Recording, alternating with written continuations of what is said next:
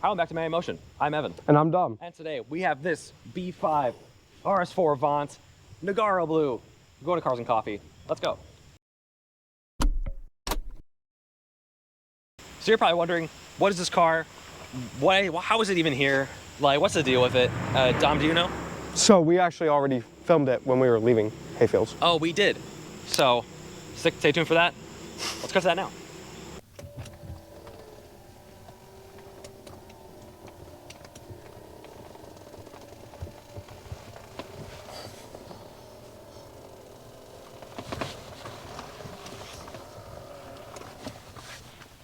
All right, so today we're in 2001 Audi RS4 Avant. Woo! Woo! Yeah! This thing is actually, like, so sick.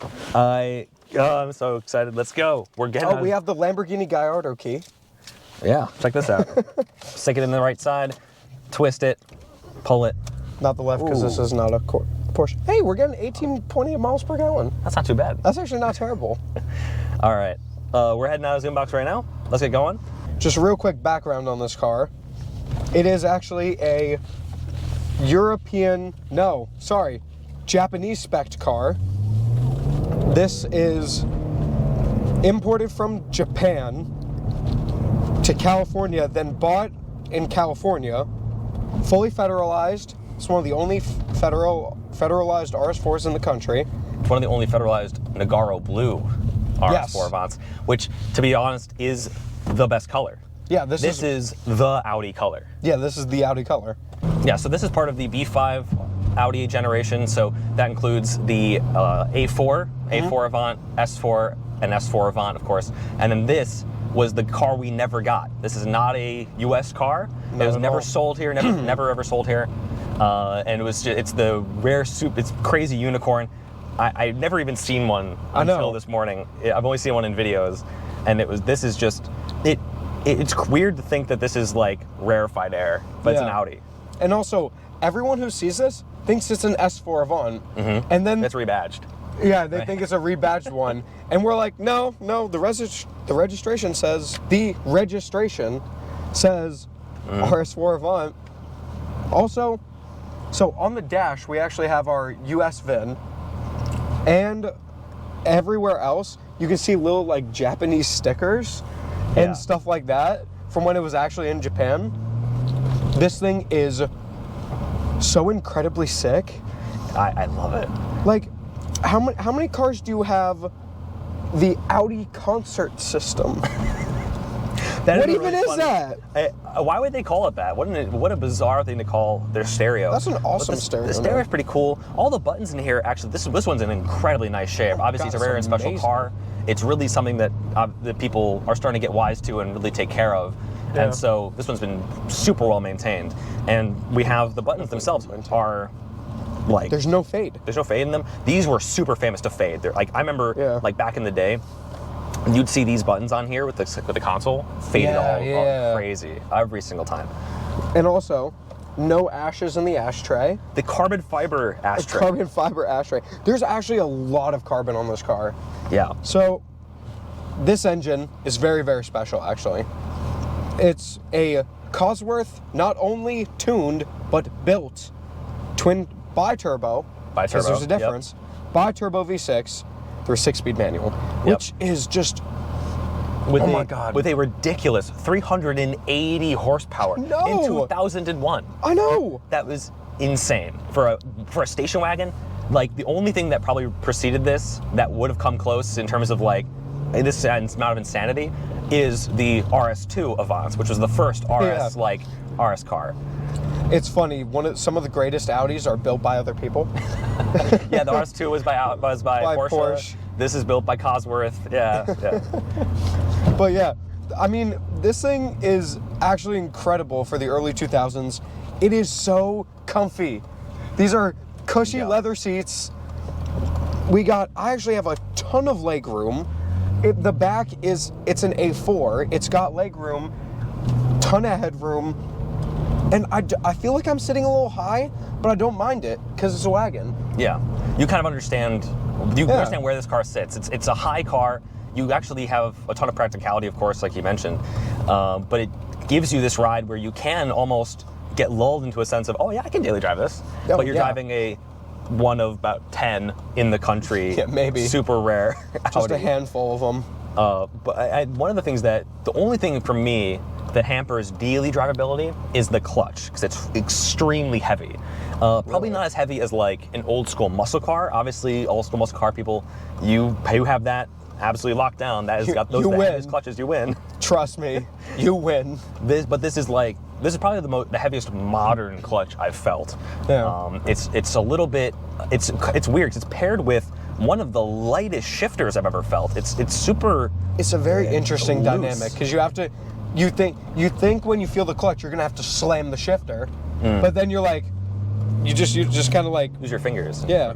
The funny thing is when you downshift, it takes a bit to rev up. It's not the fastest revving thing in the world, but when you put your foot down in like second gear, oh man, you get absolutely kicked in the face. This has a dual personality for sure. Jekyll and Hyde. Oh, what? So cool. It's so cool.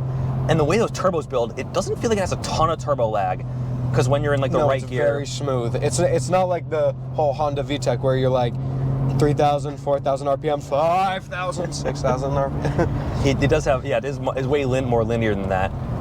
And even like you lock it into like sixth gear. The exhaust is kind of loud. This car specifically has an aftermarket exhaust. It's not the only aftermarket thing on it, but it's the only non-OEM plus aftermarket thing, because this has, as we were told by the owner, upgraded brakes in the front. It's got the sport brakes instead of the regular brakes this one came with, and then it also has a aftermarket suspension, but it's at the official factory ride height, not an aftermarket ride height. Yeah, it's just, the owner was explaining it to us.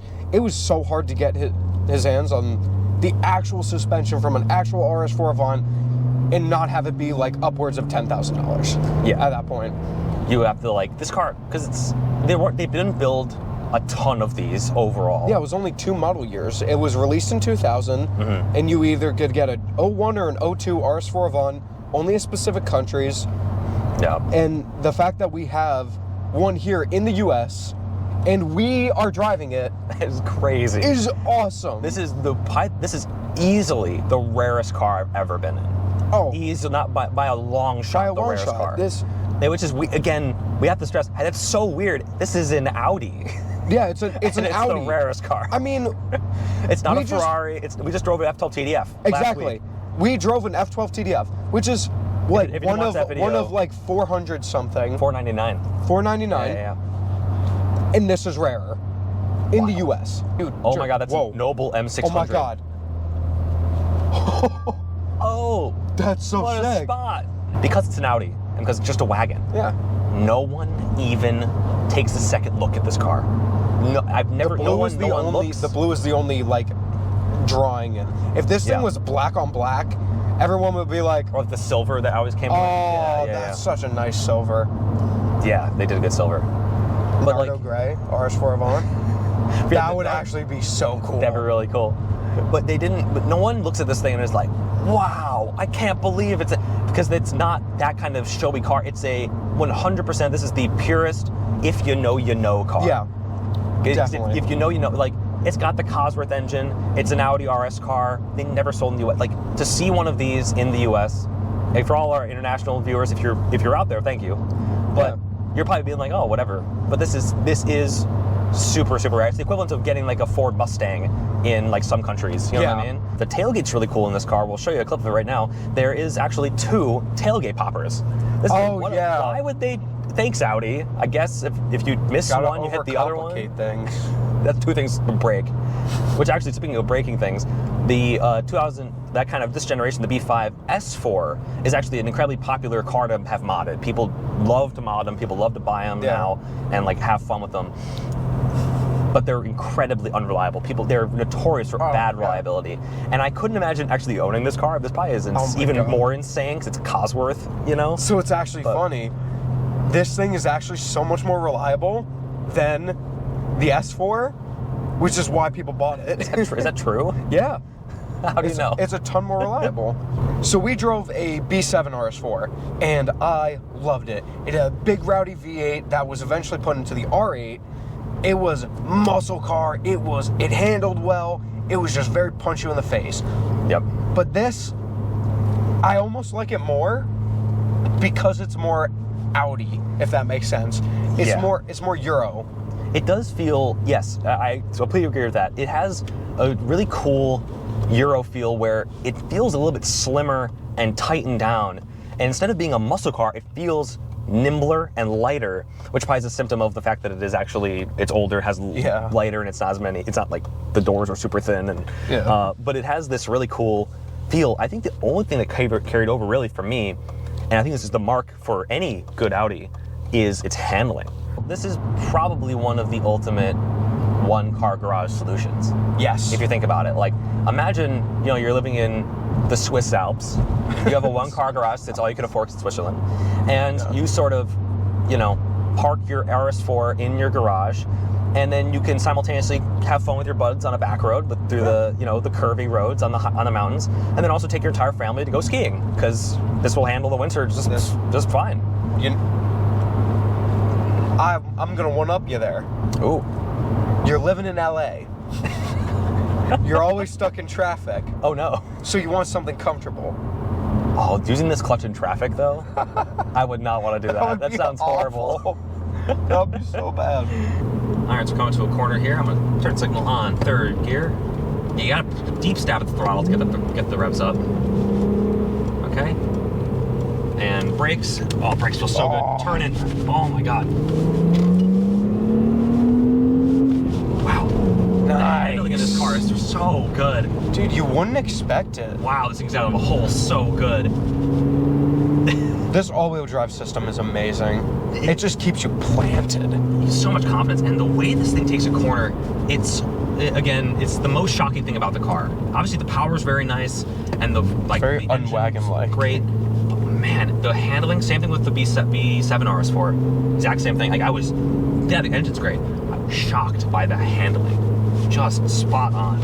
And the steering wheel and the way it steers, it's a light because it's Audi, of course, but it doesn't actually feel loose or vague in any way. You just kind of, Audi has this great way of maintaining a comfortability to it.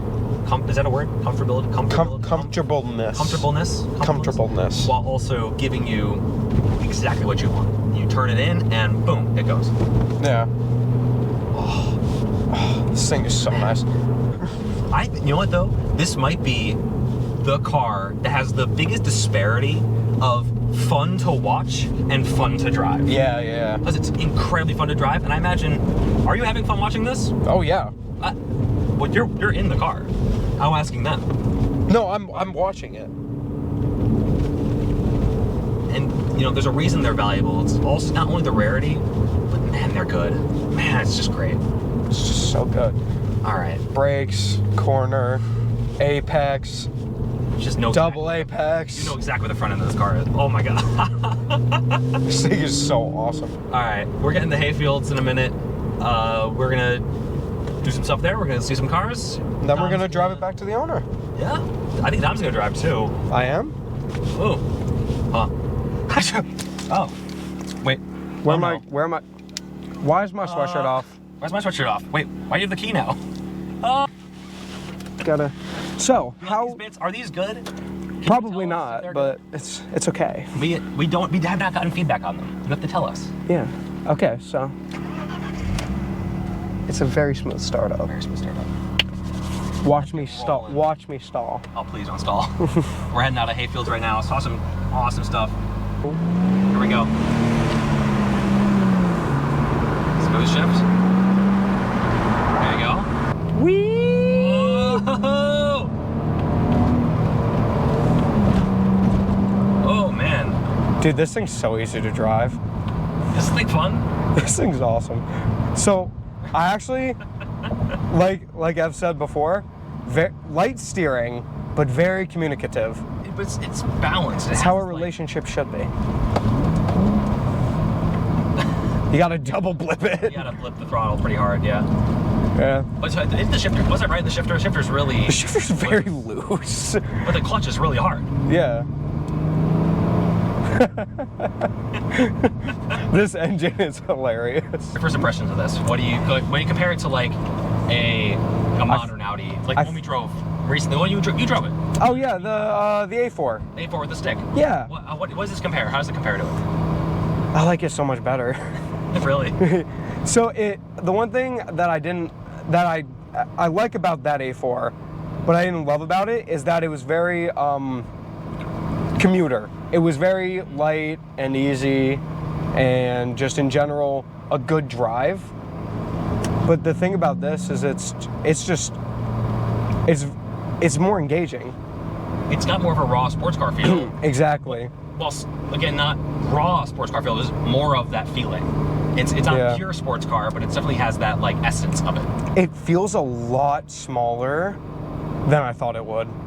It makes me want to drive the car more. It makes me want to bring this somewhere you can actually drive it hard, as it does feel like it can take it. It feels like it's kind of meant to do that. But like at the same time, you can 100% see people going on a back road or just commuting to work. Yeah. Again, not in the U.S. because we never got it. No, we're not in the U.S. actually. We're in Mexico. I've driven a... You drove also, I believe you briefly drove this Carrera 4 GTS. Yeah, C4 GTS. And the NSX we drove. And those are, in my opinion, those are like super tight and really dialed in. And this isn't that. No, it isn't. It's not as dialed in as the NSX, or by the long shot. It's almost a perfect middle ground between the C4 GTS and the NSX, because the C4 GTS, it was comfortable, but you could also gun it. But like also old. Yeah, but yeah, it has the old like nostalgia feel as the NSX. You hear the drama. You go through first, second, third, and you're not really going that fast, but you're still going fast enough. Like it's like an old 911. You know, it's got that engaging feel while also being like a good daily, if that makes sense. I think I understand what you're saying. From my perspective, how I look at this car is more along the lines of it has that. It's modern car fast. Yeah. With this old school, like not the most modern interior, plastic buttons, and you hear a lot. The transmission is not easy to use. It's really soft. You have a hard clutch. You have to work for this car. Yeah, actually, you put in effort to drive it. Whereas, like you're saying with the Audi, everything's tuned out and it's super easy. It's very easy. And this does not. This is a lot more work. Yeah, and by it being more work, oh my God, is it more rewarding? When you're like nailing a shift, and when you're hitting a corner perfectly, you're just like, yeah, I know how to drive. I mean, I haven't done either yet, but that's how I would assume it feels. Like, we stopped at Hayfields, and we were there for a bit, and oh my God, people, like, we were talking about how people don't notice on the street, people swarmed it at this place. Yeah. Everyone was like, is that an S4? Is that a tribute? No? Real deal, baby. Real deal. It's always so amazing to see that look on people's faces, because they appreciate it as much, if not more, than us. Yeah. And but like to that point, like to see also people's faces when we bring a car in from their childhood, or maybe they had one, or they knew someone who had one, they haven't seen one in a long time. Like that's the same feeling we get, where it's like, yeah, it's awesome.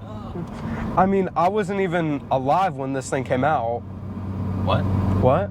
And then the second we started talking to the owner about it, I was like, oh my God, this thing's actually awesome. Yeah, I didn't drag Dom along, but I was like, trust me, this is a cool car. Yeah. And it was it took a little bit convincing, because I was like, what's so special about a tuned S4? Like, but it's Cosworth tuned S4, different so deal. much better. This is just one of the coolest Audis, period.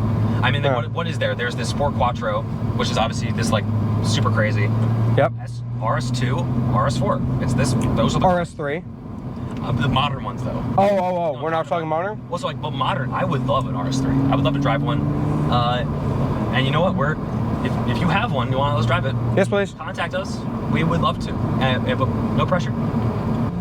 So it's funny, we drove a 89 Trans Am, and I fell right at home, and the roles are completely swapped with me and Evan, because this feels so foreign to me, because it is foreign, but I'm just not used to this style of car. I'm not used to having like a high revving V6. I'm used to having a 6,000 RPM redline with a big block V8. All right, ladies and gentlemen, that was our trip to Cars and Coffee in the 2001 RS4 Avant, Nagaro Blue. Just an insane car. What an insane experience this was. We just had such a fun time. We just want to say thank you so much to the owner, because this thing is incredibly rare and amazing, and like literally we are breathing rarefied air. Like the AC is pumping rarefied air into us.